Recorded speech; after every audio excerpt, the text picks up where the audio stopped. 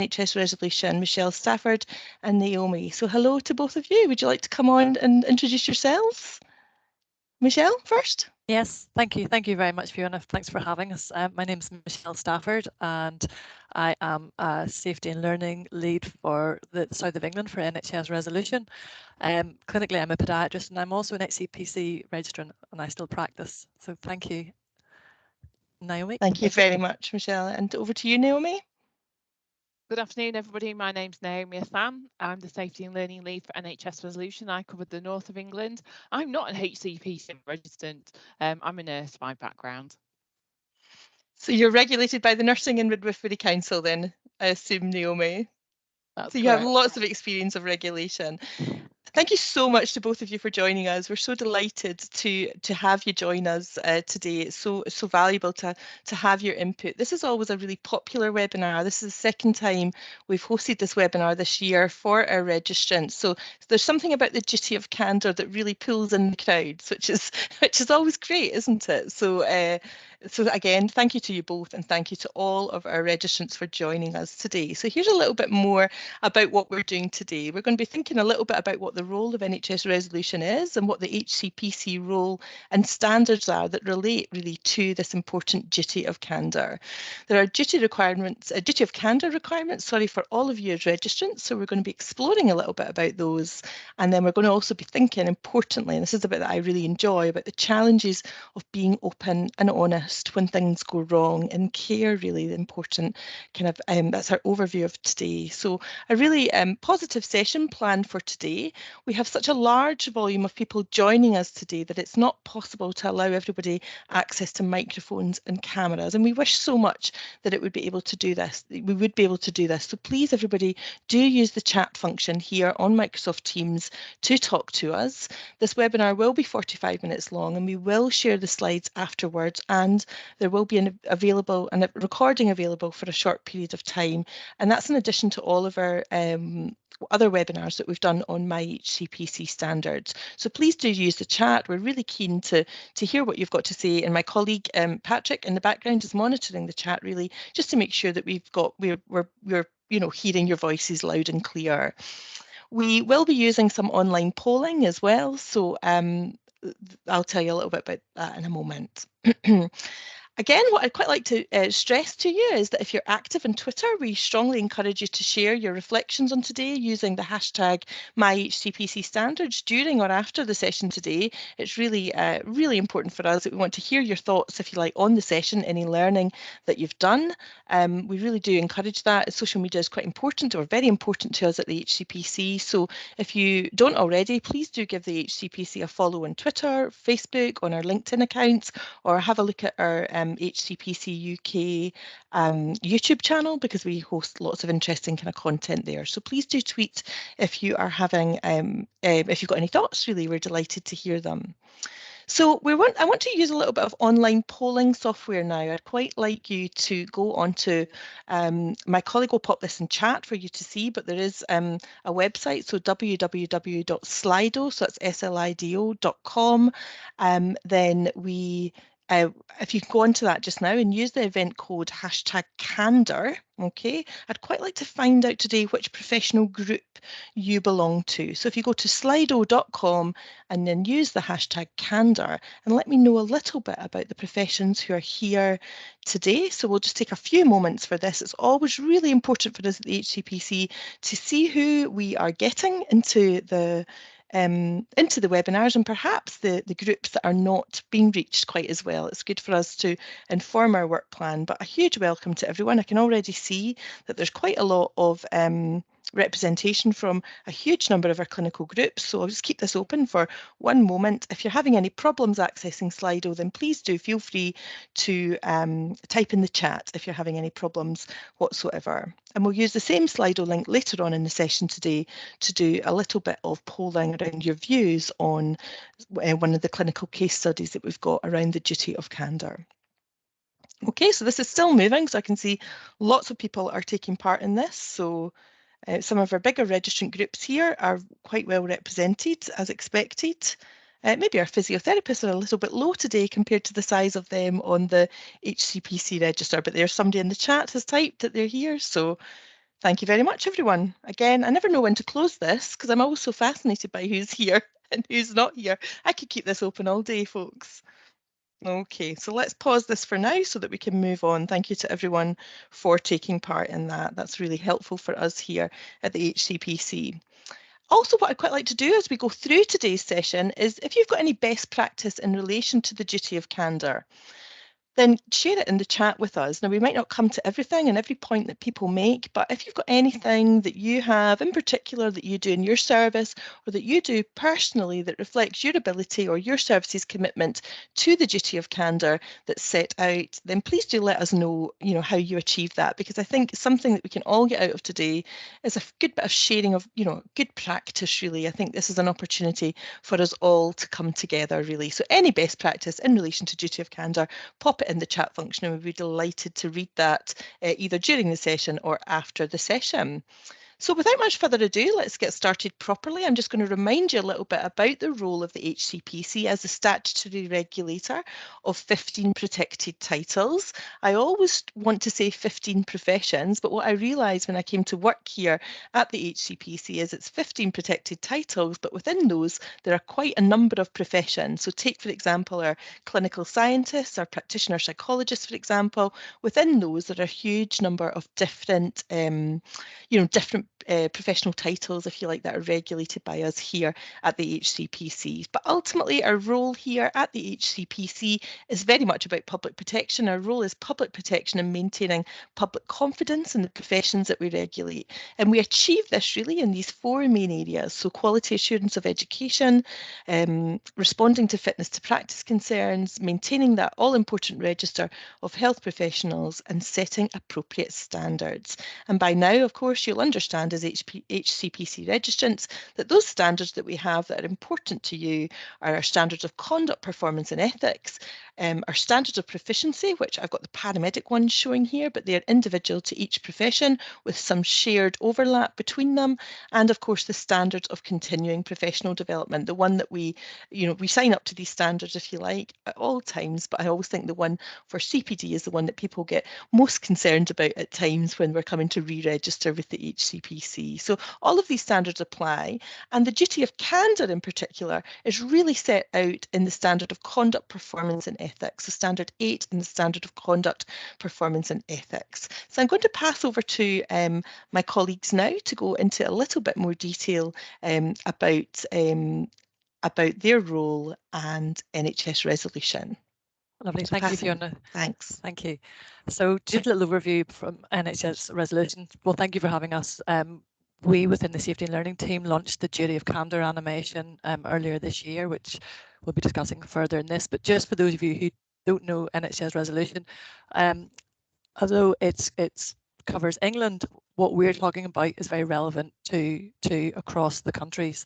So NHS Resolution, it indemnifies the NHS across England, and the purpose of NHS Resolution is to provide the expertise to the NHS to resolve concerns fairly, share learning for improvement, and preserve resources for patient care. And our strategic priorities over the next few years are really looking at delivering fair resolution. That priority 2, sharing data and insights as a catalyst for improvement. Those are those insights that we can share on patient safety that, as I say, is relevant across Northern Ireland, Scotland, Wales and England, and collaborating to improve maternity outcomes. It's such a big area at the moment, and we're very much supporting the government maternity safety ambition. Just next slide, please. So just breaking down, we really have 4 main parts. So we've got our claims management, which delivers the expertise in handling both our clinical and non-clinical claims to our members, and our indemnity schemes. We've got our practitioner performance advice, which provides the advice and support and interventions in relation to concerns about the individual performance of doctors, dentists, pharmacists. We've got our primary care appeals, which offers impartial tribunal service for the fair handling of primary care contracting disputes.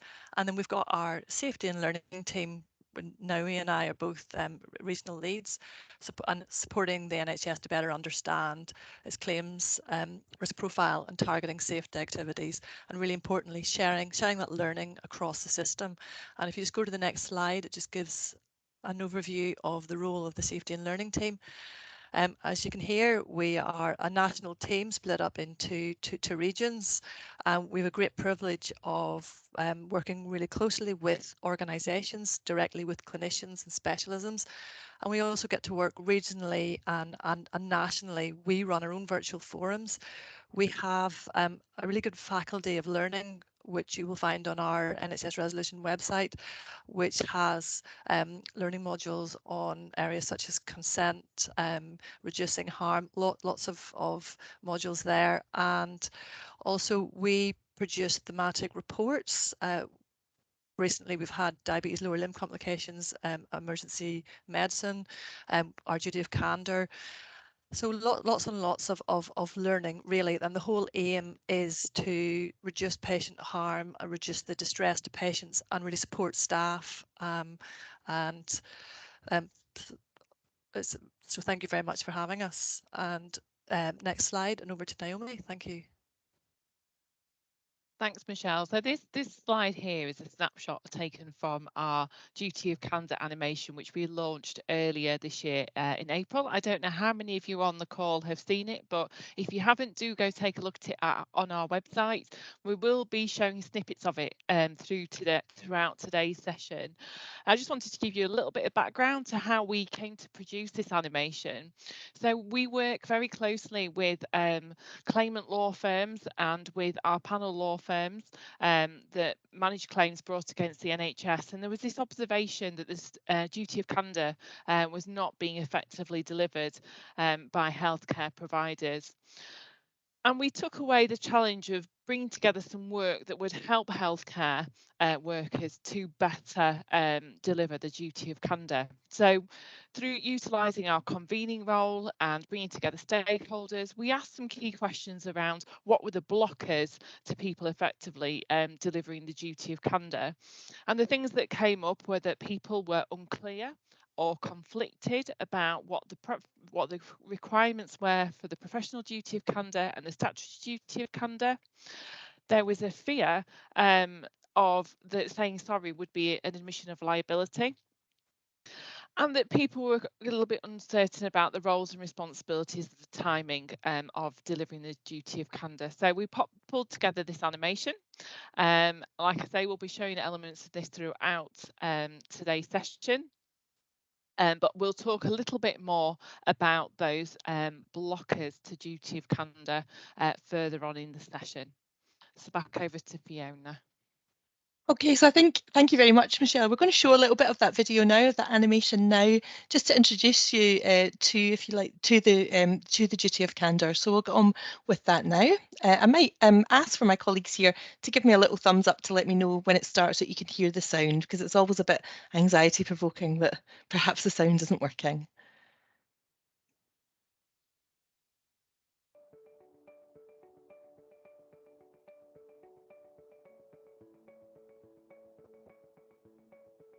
The vast majority of people who work in health and social care wish to provide the very best care they can.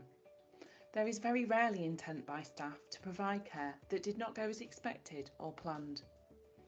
When clinical incidents do occur, they can have a real and deep impact on people's lives. Regardless of the level of harm incurred, patients and those close to them have a right to receive a meaningful apology and explanations for what happened as soon as possible.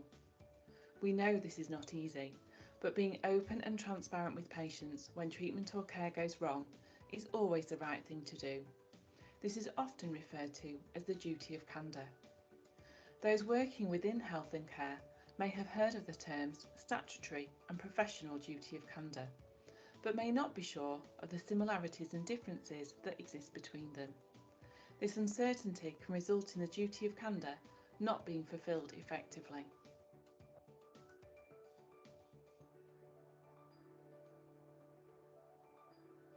Every health and care professional must be open and honest with patients and those close to them when something that goes wrong with their treatment or care causes or has the potential to cause harm or distress. This includes saying sorry and taking action to put things right where possible. It is always the right thing to do and is not an admission of liability. Regulators of specific health and care professions provide guidance on the professional duty of candour. Thank you very much. Naomi, can I check, is that your voice that I hear on that particular animation? How lovely to have you in. How lovely to have you in the webinar today. I thought so, but I didn't quite join up those dots before. So really, I think that video, that animation is lovely. It's a really helpful introduction to what the duty of candour is, because we recognise, of course, that we use the language duty of candour, but we have to, make sure, I guess, that we can break down that language and understand, if you like, especially, for our students and our new registrants, that the duty of, the duty of candour is about the, the requirement, if you like, to be open and honest when things go wrong and offer appropriate apology throughout. So really, I think that's a lovely one, isn't it, to think about, lovely video to think about, what is important for patients, and what is the difference, if you like, between the different duties of candour that are out there. Oh, my apologies, I'll just move this on. So where it sits in relation to HCPC for all registrants here on the call today is that we have a requirement set out in Standard 8 around the duty of candour, which is entirely based around the duty of candour. So Standard 8 is of the Standard of Conduct, Performance and Ethics, really does state very clearly about the requirement to be open and honest with service users and carers. Now, to break that down in a little bit more detail, what we have here is Standard 8 broken into 3 main sections, but Standard 8.1 is really covering the duty of candour in the detail required. So Standard 8.1 says, of course, that we must be open and honest when something has gone wrong with the care, treatment or other services that you've provided, and that is involved, really what is involved in that is informing service users, or where appropriate, their carers, that something has gone wrong, and that includes apologising or taking action, if you like, to put matters right if possible, and making sure that service users, or where appropriate, their carers, receive a really full and very prompt explanation of what has happened and any likely effects of that. So it's really important within that what we're talking about here is ultimately that we can then go on to deal with concerns and complaints as they arise. So Standards 8.2 and 8.3 of the Standards of Conduct, Performance and Ethics really go into that in a bit more detail, that we have to be supporting service users and carers who want to raise concerns about the care, treatment or services that they receive, and that we must also give a really helpful and honest account or response to anyone who complains about services that they have received. So that really outlines where we sit in relation to the HCPC and the what's written out, if you like, in our standards for HCPC registrants. Got quickly distracted there by chat with some people perhaps having some technical problems with the video, but we will be sharing the links for all of these by the end of the week so that you can watch that again. So if anyone is having any problems with that, it may be the internet connection that has stalled perhaps there, but it seemed to be fine here, I think, at this end. Thanks, everyone. So really just to go on, the video already pointed out to us that healthcare professionals do worry about the differences, and Naomi mentioned this, of course, that they worry sometimes about the differences between what we've referred to already as the 2 different types of duty of candour. So we're going to be covering them here, and we're starting really with the professional duty of candour. So those 2 types of candour that sometimes can be a bit confusing are the professional duty of candour and the statutory duty of candour. So for absolute clarity, the professional duty of candour is really where every healthcare organisation, but importantly everyone working for that organisation, must be honest, if you like, open and really truthful in their dealings with patients and the public. And any organisational or, for example, personal interest must never really be allowed to outweigh the duty to be open, honest and truthful, if you like, with all service users. The statutory duty of candour is a bit different, and that's providing organisations, or rather that provider organisations need to be open and honest with patients and families, and there's a statutory obligation for that.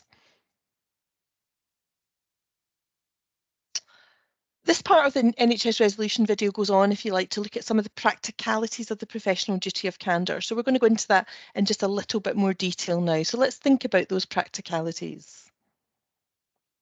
Just one moment, please, till I play this video.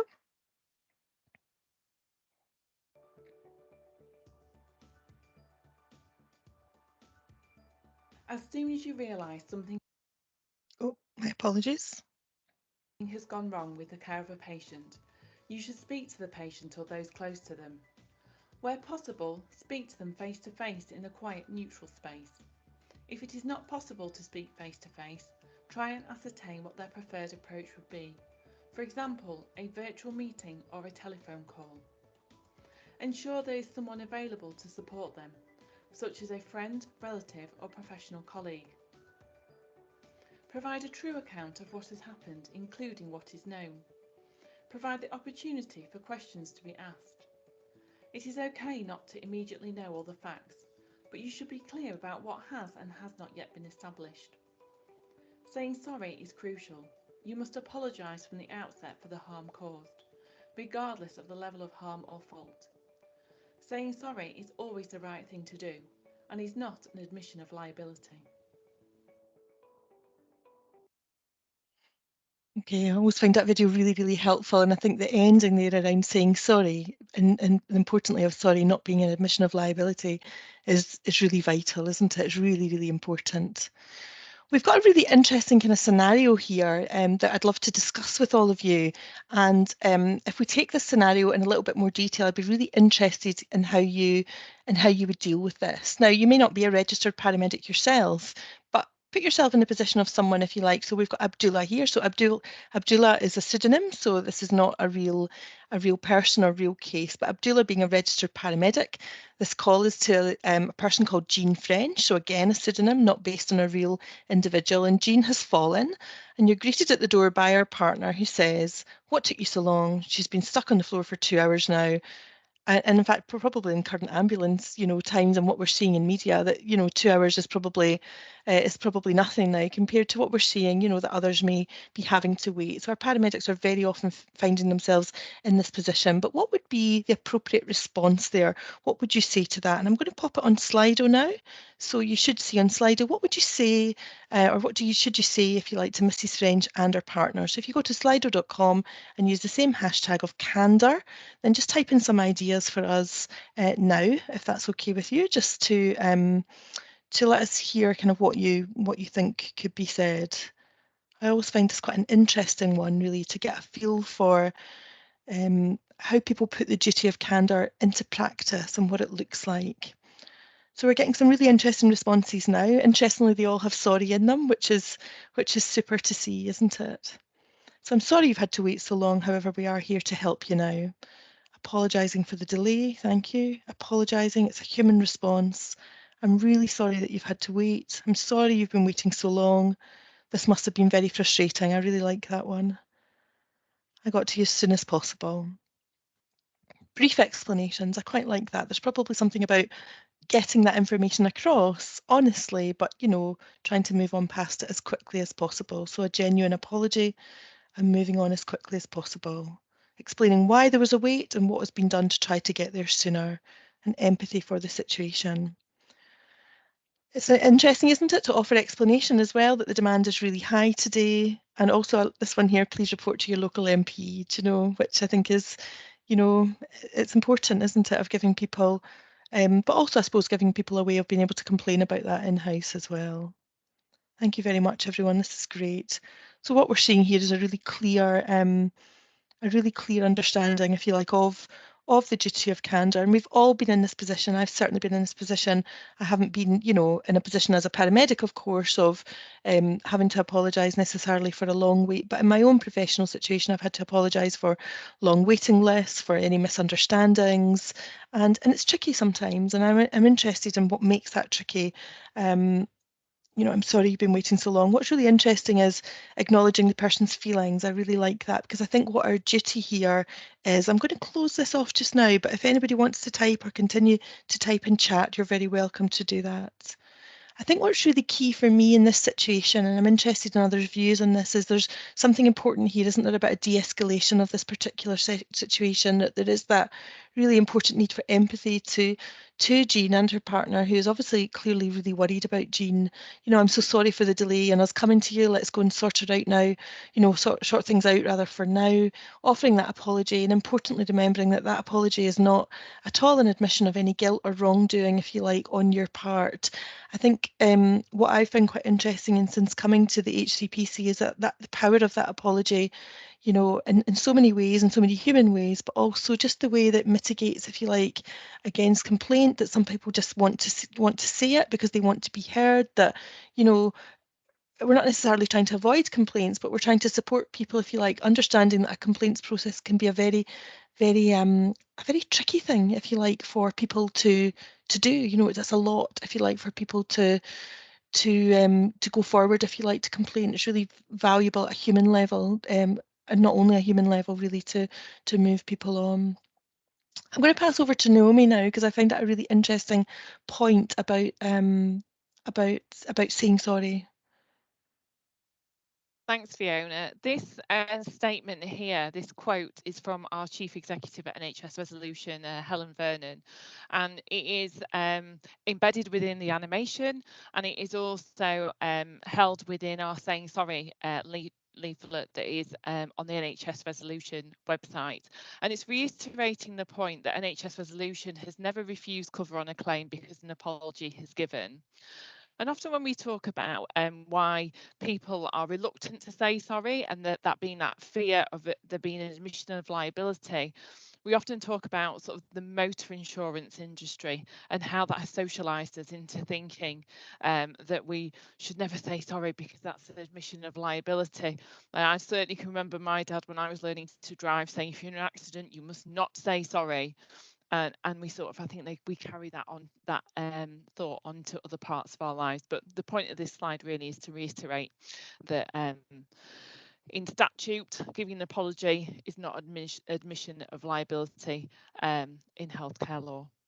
Thank you very much, Naomi. And certainly that is exactly the same here at the HCPC, that the HCPC does not regard an apology or itself an admission of any liability or wrongdoing. We see an apology as an essential part of care when it is required. So, and we recommend that any apology makes it clear that you're sorry about what has happened. It's not an admission of personal reliability at that particular point or any important wrongdoing. So there should never be a fear from a registrant's perspective that, in fact, you know, that you could be referred into fitness to practice, you know, and that an apology would be some sort of admission, if you like, of liability or wrongdoing. It's really, really important, if you like, for us to get that message across.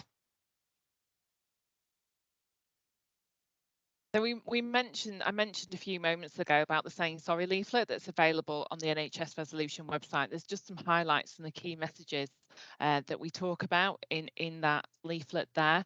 It absolutely is always the right thing to do, to say sorry. You know, if you were that person, what would you want? It's the human response. As I keep saying, it is not an admission of liability. It's really the first important step in acknowledging that something could have gone better in the care of the patient, and allows those, you know, for improvements to be made. And then, you know, preventing recurrence. We just go on to the next slide. In the slideshow earlier, we saw some of people's responses to how they would say sorry in the scenario that was presented to you. And we give some examples in our Saying Sorry leaflet about what you should and shouldn't say. So being very careful not to take that approach of, as my kids would say, sorry, not sorry. Making sure that it's a really compassionate, empathetic apology that's been provided. And I can see some great examples in that Slido coming up about, I'm sorry, this is what happened. Giving that explanation, that background to why that delay has occurred can really help de-escalate the situation, like Fiona alluded to. Yeah, absolutely. I was just going to say there, Naomi, at one point I was really impressed with the Slido responses. And I know we've got lots of different levels of experience on the call today and lots of different, if you like, understanding of the duty of candour. But it was really impressive to we didn't see many examples at all of the stuff that we've got listed here in the don't say, you know, the whole, like you said about your child, I'm sorry, not, you know, sorry, not sorry, or I'm sorry, but that's just the way it is, or I'm sorry you took it that way, which I find personally the most difficult thing to hear, because what we're apologising for, you know, is has to be genuine, you know, now. And I think what's really interesting as well is that, like, I feel as a registrant myself and as health professionals here, like, we understand that sometimes the services that we might work in are very pressured, and we might not always feel the most supported, you know, to deliver well in our job. But the sorry has to come from a place of, you know, understanding that human emotion and that human experience. So it doesn't necessarily even need to mean that we agree with that. Would you add anything into that, Naomi? Because there's something quite complex there, isn't it? That you have, it's the being sorry about something that you're not necessarily responsible for and can't necessarily automatically change. No, but it's that first important step, isn't it? And we'll talk a little bit more about it when we look at the behavioural insights work, that NHS Resolution Yeah. research that we've undertaken. Yeah. But it is a very complex issue, and how people understand an apology is very varied as well. How people communicate an apology is very different. Right. It's a topic that you could talk about for a lot I time. know, absolutely, and we've all got personal experience of it. So that's the thing, you know, as people ourselves, you know, we've all been on, you know, the receiving end of apologies that have felt, you know, appropriate and supportive, and where we felt heard. And I'm sure we've all, you know, been on the receiving end of an apology that didn't feel genuine, or it felt like it had conditions, you know, placed on it, which I think is really really important and really interesting, and important for us to really consider. And what we're noticing here, I guess, from research is that, you know, these are the factors that really do discourage that sort of openness, honesty and apology, that people are afraid of litigation, they are afraid of regulators, and we've really clearly stated that our HCPC position on that here, which is in line with other regulators, that by saying sorry, that, you know, that it doesn't necessarily mean that we are personally responsible for what has happened to that person. And sadly, and just as I've alluded to, you know, sometimes a sense of blame culture or a lack of just culture can mean that people don't always feel safe to do that. And I think that we should be confident in our requirement, if you like, to be open and honest and offer apology when something has gone wrong, and follow these steps, and actually to not really fear if there's criticism from an employer about doing that, then that employer isn't necessarily fulfilling their duty, you know, their obligations and the duty of candour. So we should be assured that what we've done is right there. So exactly that, you know, a fear of being judged or criticised by our colleagues, or being isolated, are real barriers, annoying people sort of higher up in the chain, or people that we perceive as senior colleagues or that are higher in the chain. And sometimes time, you know, sometimes we're working in time critical, clearly in very, very sensitive conditions as well.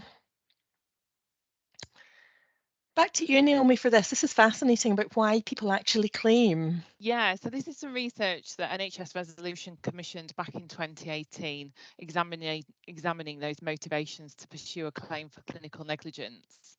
And there was some key learning that came out of that. Things that were the researchers identified that claimants were not satisfied with the complaint process. They didn't feel that they were getting the answers that they needed, and that there wasn't the appropriate measures put in place to prevent the same happening for somebody else. So they decided to pursue a claim because they felt that was the only way they were going to get the rigorous investigation that they wanted. Another big motivating factor was the absence of an apology. A lot of respondents in the research said that if we'd have had an apology, if the trust or the healthcare provider had said sorry, we wouldn't have taken this action. We just did not feel like we were being listened to, heard or acknowledged. And another factor that we identified was that recommendation from other NHS staff to pursue a claim, rather than picking up the phone and saying, well, look, we've noticed this issue with this individual's care, how can we collaborate to make improvements? They've actually put that responsibility on the patient by sort of encouraging them to make a claim, which is protracted and isn't timely. I think there are more optimal approaches to addressing those types of concerns. Absolutely. Thank you very much, Naomi. I wonder if we could just move over to the chat now and bring in my colleague Patrick, really to summarise some of it, because I'm noticing some really interesting comments in chat here, and I wonder what your opinion would be in Devon's comment here, that in my role as a nursing assistant and a community carer, I find myself quite often apologising for a lack of understanding from other healthcare professionals. So almost fulfilling a duty of candour for a service that he or she has not delivered in this sense. So I wonder what we would say about that, or because there's something there, isn't there, about that being so important to that person's experience, but also it's almost allowing people, giving people information about how they might want to raise a complaint or speak about perhaps what's happened to them. We've also got some comments here about, I guess, sorry, there's lots of comments. I'm going to come to my colleague Patrick here, because Patrick's been keeping a closer eye on chat. Hi, Fiona. Yeah, so Hi. we'll go back a little bit, actually, just to start with. So there's a question from Carol here, quite sort of more simply about the when you were talking about the fact that HCPC does not regard an apology as an admission of guilt. There's a question about, does that apply across the UK? Yeah, so the answer, yes, it does. Yeah, it does. As a UK regulator, that applies across all of the 4 nations of the United Kingdom. Yes. There was another question earlier about, I suppose, coming from the other side, when would we ever expect patients to apologise to us? I suppose we're talking about this side, but I suppose we can never get patients to maybe force them to apologise. But it's interesting coming from that side as well. Yeah, not under the kind of topic of today, if you like, which is about our professional duty of candour. But I've certainly been in positions myself where I've felt that I've maybe been subject to some difficult behaviours, if you like, from patients, but there's not a requirement of them for necessarily the duty of candour and a duty for apology, certainly, that I'm aware of. Thank there's you. another point made as well, I thought was quite interesting. So while the HCPC doesn't regard an apology as an admission of guilt, how would you deal with potentially patients seeing that as an admission of your guilt to them? I'm going to pass that over to Michelle and Naomi, actually, and your expertise. How would you react to that? HCPC says that it's not, necessarily, it's not rather an admission of liability, but a person themselves might see that, if they've been apologised to, as an admission that you are personally responsible for what has happened.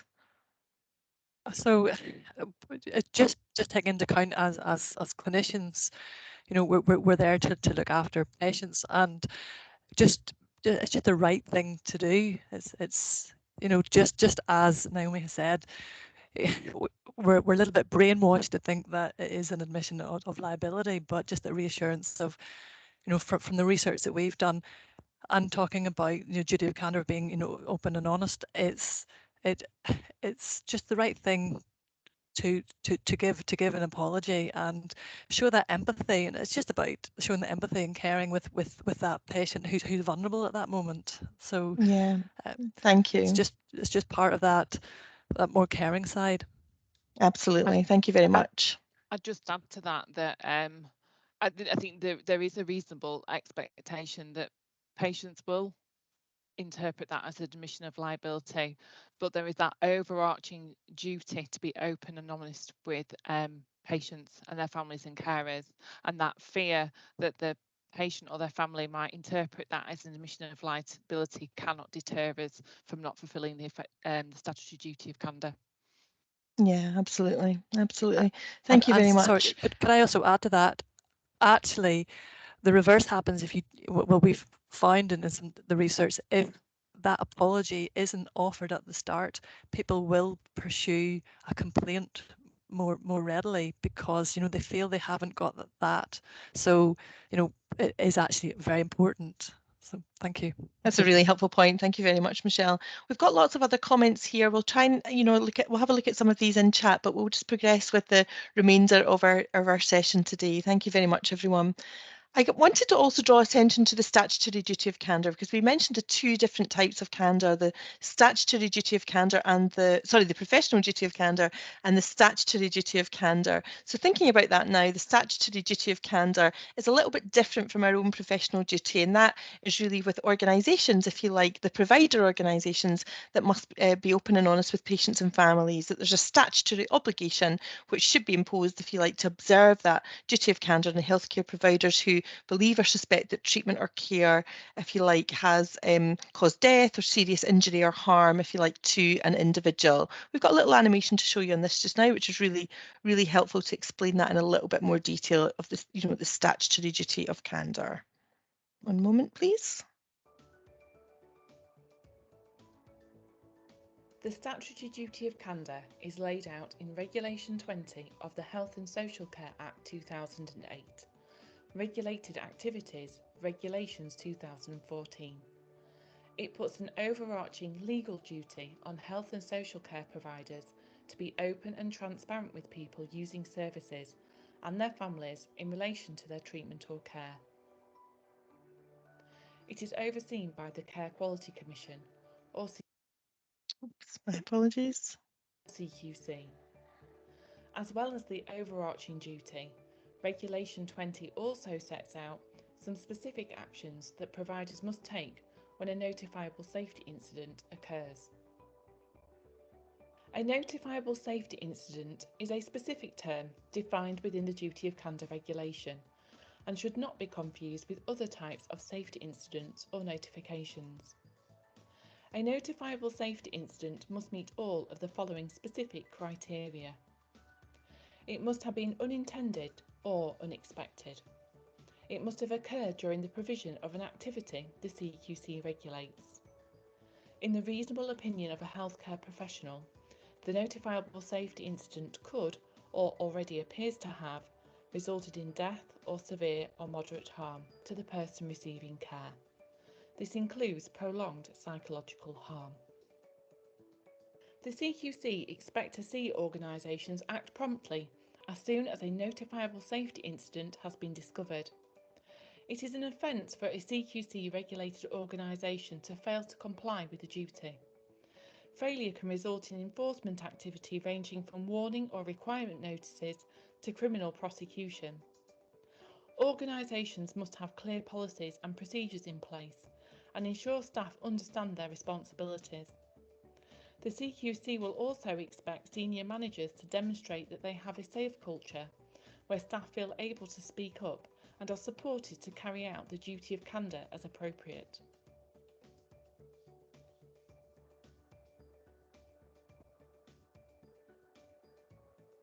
When something qualifies as a notifiable safety incident, the specific steps laid out in Regulation 20 must be carried out as soon as reasonably practicable. This means opening conversations with the relevant person. The relevant person is defined in the regulation as either the person who was harmed or someone acting lawfully on their behalf.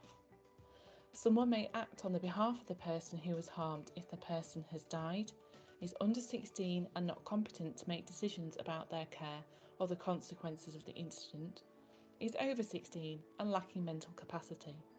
This is in accordance with the Mental Capacity Act 2005. Regulation 20 states that organisations must tell the relevant person face to face that a notifiable safety incident has taken place. Say sorry. Provide a true account of what happened, explaining whatever is known at that point. Explain to the relevant person what further inquiries or investigations will take place. Follow up by providing this information and the apology in writing and providing an update on any inquiries. Keep a secure written record of all meetings and communications with the relevant person.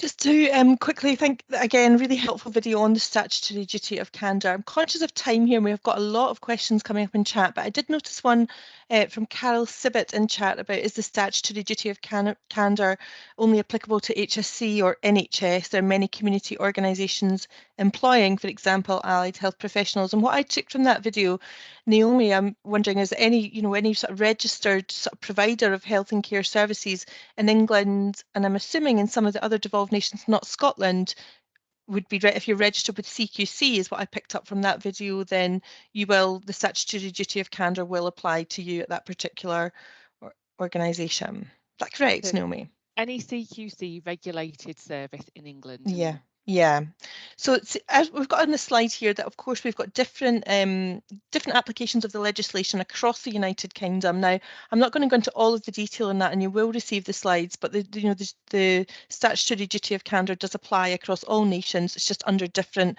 if you like, legal acts or different parts of legislation. So the procedures are slightly different, or there'll be some differences across the different nations, but in fact it does certainly apply across all care providers in all of the nations. We wanted to talk a little bit to you now, and I'm going to pass over my colleagues to talk about some of the other resources that are available to you. Lovely, thank you very much. I'm just putting in the chat box the duty of candour animation. Unfortunately, I'm not getting to see the full chat box, but we've just got a slide here of our learning resources from the Safety and Learning team, and I do really encourage you to have a little look. We do thematic reports. As I said at the start, we've the duty of candour animation. It's only 8 minutes long and really worth sharing with your colleagues. We've got the spinal infections podcast, where again you'll get to hear Naomi in discussion with clinicians, and also really poignant for today is about we've got our Saying Sorry leaflet, the Being Fair charter. So I really do recommend you have a look at our resources for really good learning resources. So plenty to look at there. Thank you. And over to Naomi.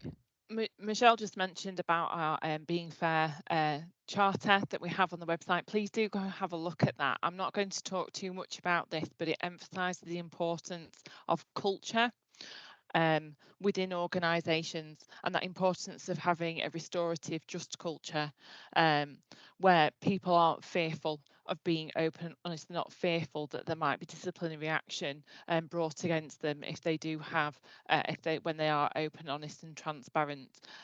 Do go and have a look at that on our website. We are just in the processes of developing Being Fair Part 2, and that talks more so about supporting people managing performance concerns fairly is more the focus of that, and the prevention of incivility and bullying and harassment within healthcare as well. So we're shifting the focus slightly on that one. I won't talk too much about the next slide, Fiona, in the interest of time. No problem. Thank you very much. But it's there and people will be able to access this information. And we've got some great learning and sharing going on in chat, which is really, really helpful to see. Also, just to point out that we do have some information on the HCPC website around the duty of candour and how it applies to all of our registrants. So please do access that for further information. I work for the Professional Liaison programme, Professional Liaison Service. So we do have professionalism in practice programmes available. We can tailor learning from the HCPC if you think that there's anything you want to explore in more detail in relation to standards and might even be duty of candour, then please do get in touch with us. The email address is there on screen and will be available in chat. My colleague will pop it is available in the slides. My colleague will pop that email address into chat for you. Please do get in touch with us if there's questions that you've got that we haven't been able to answer today. We will get around to answering that or to directing you appropriately within HCPC to get those answers for you if there's anything that has not been covered today. But also if you're an employer, so if you employ any HCPC registrants, now you don't need to be, you can be a team leader, senior manager, whatever level. If you're responsible for other HCPC registrants, then please do use this QR code here to sign up for an employer newsletter. We'll also send you a link to that in the information that we send after this event over the coming days. And also please do look out for any future events by checking out our HCPC event pages, which my colleague will pop into chat as well and will come out in the slides. And really, last but not least, we are so interested. It's been a super collaboration to work with NHS Resolution today, but we're really interested in you telling us what you thought about today's session. So if you could use the link which my colleague can pop in chat, or using the QR codes here to hold it up to your screen and just, or rather hold your phones up to your screen and complete it that way if that's easier for you. Please do let us know. We've got a lot of people on the call today, and it's really important for us that we make our sessions as accessible and as supportive as possible to absolutely everybody. We tend to find that we have to keep them quite short, to be short and sweet, because we understand that all of our registrants are busy, that all of our registrants have really, important jobs to do. So we tend not to run for more than 45 minutes to an hour. But I think, as we said earlier, Michelle and Naomi, we could probably talk all day about professional and statutory duty of candour and really dig into some of the really kind of interesting sort of complexities of actually what is a really challenging topic. You've been a really super audience today, so our webinar has ended for today, but please do complete our evaluation, hence why I'm keeping it up on screen here. But it just really, for today, again, if you've got any questions that we haven't answered, please do get in touch with us. I'll talk to Naomi and Michelle about those, or direct you to the right people to answer those queries. But it just leaves me to very sincerely thank Naomi and Michelle for your time today, as well as everyone who has attended, because I really greatly value that expertise. It just shines a different light on the duty of candour. And it's really important, isn't it, to see different organisations talking the same talk really about this really important requirement of our registrants. So thank you so much to both of you for sharing your time, expertise, superb animations and resources. Thank you very much. Thanks, everyone. Thank you. So we'll end today's session for now, and many thanks once again to everyone for your valued time in attending today's session. Thank you, everyone.